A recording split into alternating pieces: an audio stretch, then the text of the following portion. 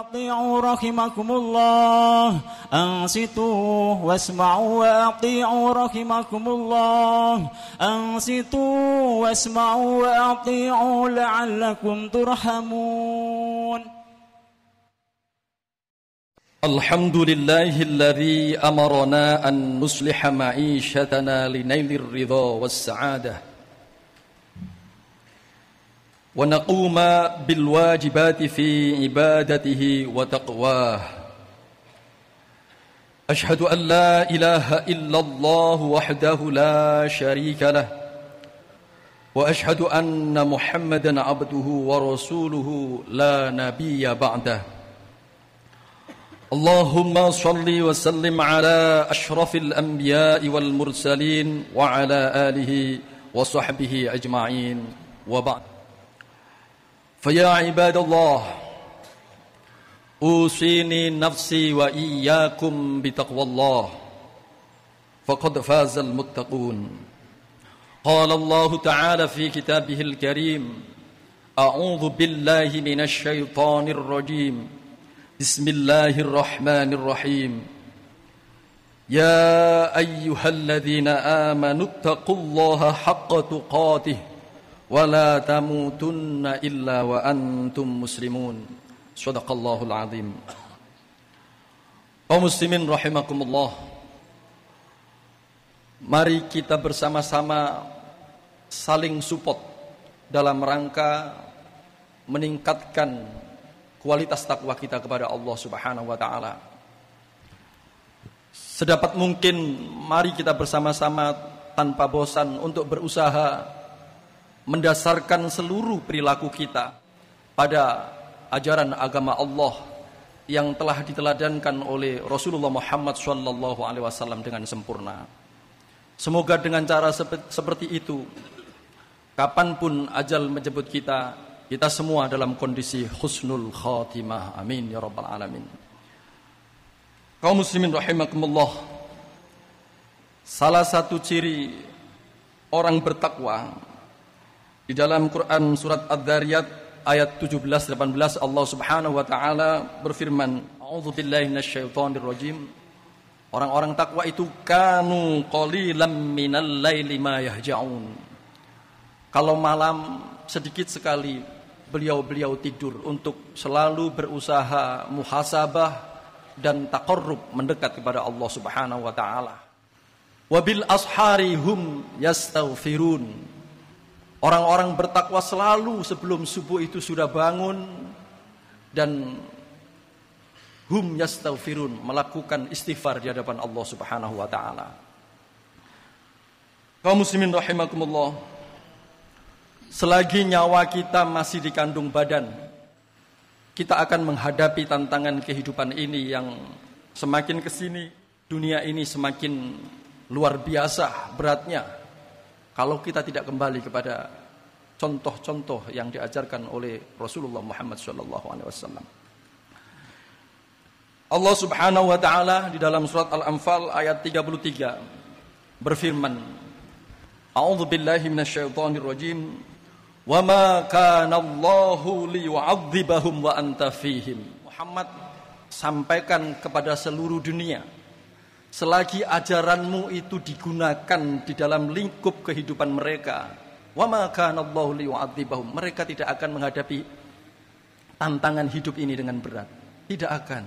Allah yang menjamin. Wa ma kana Allahu liyu'adzibahum wa anta fihim. Selagi engkau berada di situ, maksudnya selagi ajaranmu diterapkan di situ. Wa ma kana Allahu mu'adzibahum wa hum yastaghfirun. Orang-orang itu di dalam menghadapi dunia ini juga tidak akan sengsara dengan apa saja yang dihadapi selagi mereka yastaghfirun, beristighfar kepada Allah Subhanahu wa taala. Kaum muslimin rahimakumullah, terkait istighfar memang luar biasa. Di dalam Al-Qur'an itu banyak sekali janji-janji Allah, dan kita sebagai seorang Islam wajib mengimani dan jangan pernah ragu dengan janji-janji itu. Misalkan di dalam surat Hud, dengan tegas Allah menjelaskan, A'udzu billahi minasyaitonir rajim wa anistaghfiru lan padha njaluka sepura sira kabeh rabbakum marang pangeran ira kabeh. Tsumma tubu tumuli padha tobat sira kabeh ilaihi marang pangeran ira kabeh. Artinya kita diperintahkan oleh Allah untuk gemar melakukan istighfar, bukan cuma istighfar tetapi tsumma tubu, tapi juga lakukan pertaubatan. Istighfar itu dalam bahasa sederhananya adalah mengakui kesalahan diri kita. Dan taubat itu dalam bahasa sederhananya adalah berjanji di hadapan Allah untuk tidak mengulangi. Kalau kita lakukan dua ini, istighfar dan taubat, astaghfirullahaladzim, alladzi la ilaha illa huwal hayyul qayyum wa atubu ilaih, yumaddikum mata'an hasanan ila ajalin musamma. Allah yang memberikan garansi, engkau akan diberikan kenikmatan-kenikmatan yang bagus ila ajalin musamma, sampai ajalmu nanti dijemput. Yumatikum mata'an hasana wa yu'ti kulladzi fadlin fadlah. Ini janji Allah, dan Allah akan memberikan setiap pribadi yang melakukan kebaikan, dikembalikan kebaikan itu kepadanya. Kalau kita bertaubat, maka efek dari tobat itu akan dikembalikan kepada kita oleh Allah Subhanahu wa taala. Wa in tawallau lan lamun sira kabeh padha mengo, ogah, tidak melakukan istighfar, tidak melakukan pertaubatan. Inni sak temene ingsun Allah akhafu alaikum, mengkhawatirkan kalian semua. Adzaba yaumin kabir, saat menghadapi azab, siksa di mana engkau sudah tidak mampu berbuat itu semua. Kaum muslimin rahimakumullah. Supaya kita lebih mantap terkait dengan istighfar ini, ada kisah sufi yang dialami oleh Imam Ibnu Hanbal atau yang kita kenal dengan Imam Hambali. Imam Ibnu Hanbal itu nama aslinya adalah Ahmad bin Muhammad bin Hanbal bin Hilal bin As'ad bin Idris al-Marwazi al-Baghdadi. Beliau asli orang Baghdad. Usia beliau 77 tahun. Beliau adalah seorang wali karena min jumlatil a'immatil arba'ah. Imam madhab yang 4 itu semuanya adalah wali. Imam Ibnu Hanbal ini pernah mendapatkan kerentek yang begitu kuat untuk menuju Kufah. Jarak antara Baghdad dan Kufah itu sekitar 172 km atau kalau ditempuh dengan mobil sekitar 2 jam. Begitu sampai di Kufah, beliau langsung menuju masjid. Pada saat sholat 2 rakaat di masjid itu sudah ditunggui marbot masjid, orang yang tukang bersih-bersih masjid. Begitu salam, Imam Hambali sudah dimarahi oleh marbot itu. Kamu jangan lama-lama sholat, keluarlah dari masjid. Pada saat itu Imam Hambali tersenyum dan kemudian keluar dari masjid, menuju serambi masjid. Tapi ternyata di serambi masjid itu Imam Ibnu Hanbal didorong-dorong oleh marbot ini untuk keluar. Kamu jangan ada di masjid, keluarlah dari masjid. Jangan ada di lingkungan masjid. Imam Hambali sekali lagi tersenyum dan keluar. Sampai kemudian di depan pagar Imam Hambali duduk dan kemudian merenung. Saya tahu-tahu ada bisikan yang sangat kuat untuk menuju Kufah. Sementara orang Kufah ini belum ada yang secara wajah kenal dengan saya. Mungkin kalau cerita banyak yang kenal, tapi wajah belum ada yang kenal. Lalu saya menghadap ke siapa? Saat merenung itu Imam Hambali melihat ada seorang penjual, kalau sekarang mungkin penjual roti goreng di pinggir jalan, di depan masjid agak jauh. Imam Hambali menyaksikan penjual roti itu begitu larisnya, dan saat sepi Imam Hambali menghampiri lalu bertanya, "Assalamualaikum ya Bapak tua penjual roti." Saya saksikan dan saya dengar dengan jelas, karena beliau seorang wali, walaupun jaraknya jauh, beliau bisa mendengar dengan jelas bahwa yang diucapkan oleh penjual roti itu adalah istighfar. tanpa diam, saat menggoreng, saat meladeni, saat apa saja beliau ucapkan astagfirullahaladzim. Awalnya penjual roti ini tidak mengaku, tapi akhirnya mengaku. Dan Imam Hambali kembali bertanya, berapa kali engkau membaca istighfar itu? Penjual roti itu jawab, saya tanpa saya hitung Bapak. Pokoknya saya ingat, saya baca istighfar itu. Kalau lupa ya wajar, kalau ingat saya baca lagi, tanpa saya hitung. Singkat cerita, Imam Hambali bertanya, lalu khasiat yang engkau rasakan apa? Penjual roti ini menjawab, yang saya rasakan alhamdulillah seluruh hajat hidup saya dikabulkan oleh Allah Subhanahu wa taala. Seluruh cita-cita saya dikabulkan oleh Allah Subhanahu wa taala. Saya memiliki keluarga yang bahagia, anak-anak saya juga mentas semua. Imam Hambali bertanya, benarkah sudah dipenuhi semua? Benar, tapi ada satu yang belum dipenuhi. Imam Hambali bertanya, apa itu yang belum dipenuhi oleh Allah Subhanahu wa taala itu? Demi Allah, saya ini orang yang kagum sekali dengan Imam Hambali. Tapi saya belum sempat pergi ke Baghdad. Kalau saya ke sana, saya kasihan dengan pelanggan saya. Tapi saya betul-betul ingin walaupun sekedar berjabat tangan dengan Imam Hambali. Subhanallah. Imam Hambali langsung, berarti ini saya digerakkan dari Baghdad menuju Kufah. Kaum muslimin rahimakumullah. Kalau kita petik hikmahnya, pertama, apa yang dialami oleh Imam Hambali itu, misalkan kita punya kerentek yang sangat kuat, jangan ditiru seperti para wali. Kalau wali itu lahir batinnya tidak ada masalah dengan Allah. Beda dengan kita. Kalau kita sedang kumpul dengan forum-forum yang membahas terkait dengan aliran-aliran yang menyimpang, itu lebih banyak dimunculkan dari seorang tokohnya yang merasa dapat ilham dari Jibril. Karena beliau tidak bisa melihat dirinya. Kalau para wali, ala inna awliya Allah la khaufun alaihim wa lahum yahzanun. Mereka tidak ada keraguan sama sekali. Kerentek begini berarti dari Allah dijalankan. Pertama. Jadi kalau ada kerentek yang aneh-aneh, kita sowanlah kepada kiai menanyakan supaya ditakwili. Yang kedua, kenapa Imam Hambali ditendang marbot tapi tersenyum? Karena para wali itu sudah mewujud di dalam kepribadiannya itu sikap ihsan. Jibril bertanya kepada Nabi Muhammad, apa itu ihsan? Anta'budallah ka'annaka tarahu fa illam takun tarahu fa innahu yarak. Kita menjalani hidup ini seakan-akan bisa menangkap rencana Allah. Tidak melihat Allah, tetapi menangkap rencana Allah.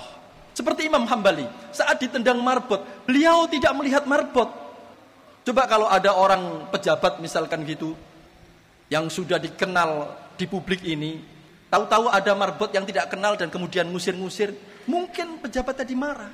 Tapi kenapa supaya bisa seperti Imam Hambali tersenyum? Karena mereka positive thinking, mereka berbuat ihsan. Ihsan itu berusaha bersikap elegan, sikap yang indah. Akhirnya tersenyum. Kenapa?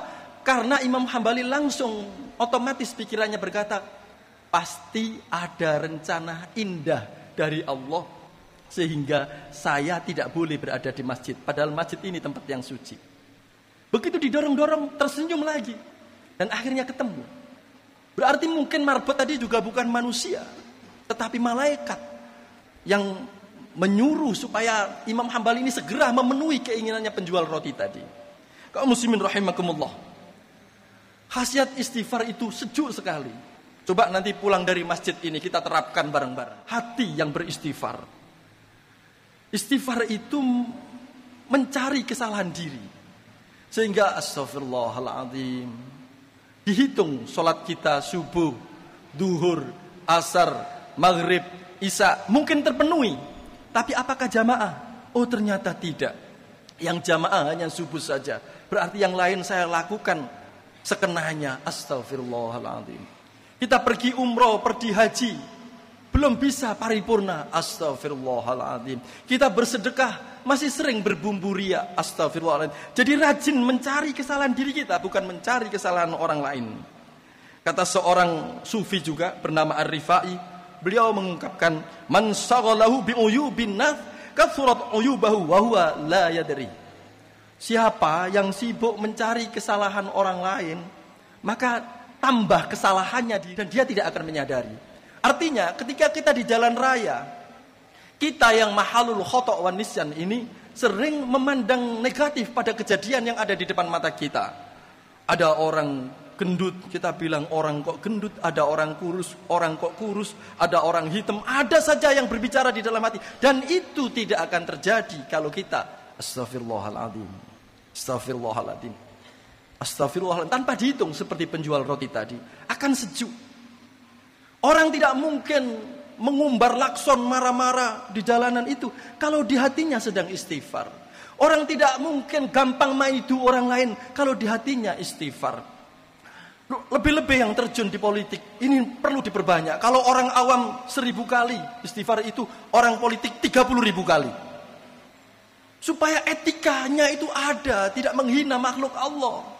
Subhanallah, kita ngeri. Kalau kita kembali, wa ma kana Allahu mu'adzibahum wa hum yastaghfirun. Kalau kita kembalikan ke sana, mungkin negeri yang sedang banyak musibah ini karena mungkin perlu istighfar bersama. Sekarang ada orang 4. Pak Jokowi dengan Yai Ma'ruf Amin, Pak Prabowo dengan Mas Sandiaga Uno. Beliau sedang mendapatkan kiriman transfer dari pahala kita. Pahala kita ke sana, kita tambah dosa. Itu tidak akan orang saling cemooh itu kalau di dalam dirinya beristighfar. Kaum muslimin rahimakumullah, kalau kita posting-posting di Facebook, di mana saja di medsos itu, kita itu menunjukkan diri kita. Kalau kita senang menebarkan berita-berita yang belum tentu jelasna, dan kita turut menghina, yaitu kelas kita, kelas penghina. Padahal kita ini orang-orang yang dinyatakan oleh Allah, laqad khalaqnal insana fi ahsani taqwim. Paling sempurna di antara makhluk yang lain. Tetapi jangan lupa ketika kita hobi menghina, itu berarti di situ kelas kita. Padahal memakai rumus apapun, sekali lagi, memakai rumus apapun, penghina itu tidak lebih mulia dari yang dihina. Karena itu mari kita kembali kepada istighfar. Rasulullah Muhammad SAW itu dengan tegas menjelaskan, Bismillahirrahmanirrahim, man sapane wong lazima kang biasaake, barang siapa yang membiasakan diri untuk al-istighfar, rajin mencari kesalahan dirinya, ja'alallahu lahu min kulli dhikin makhrajan, Allah akan memberikan solusi dari setiap masalah yang dia dihadapi. Kalau kita sedang banyak hutang, hentikan. Jangan rajin mencari kesalahan orang lain, istighfarlah. Semoga min kulli dhikin makhrajan, diberi solusi oleh Allah. Ini janji Rasul. Kalau tadi janji Allah, ini janji Rasulullah. Wa min kulli hammin farajan, dari setiap kesusahan digantikan kegembiraan. Wa razaqa lan paring rezeki sapa Allahu ing wong sing seneng istighfar tadi, min haitsu la yahtasib, dari arah yang tidak diduga-duga, yang tidak terhitung oleh akalnya. Inilah manfaat istighfar. Maka marilah kita setiap Jumat diajak untuk meningkatkan ketakwaan. Ini bulan Rajab, sebentar lagi Ramadan. Kita akan dilatih untuk bangun setiap sebelum subuh. Dan salah satu ciri orang yang bertakwa adalah orang yang beristighfar saat sebelum subuh datang.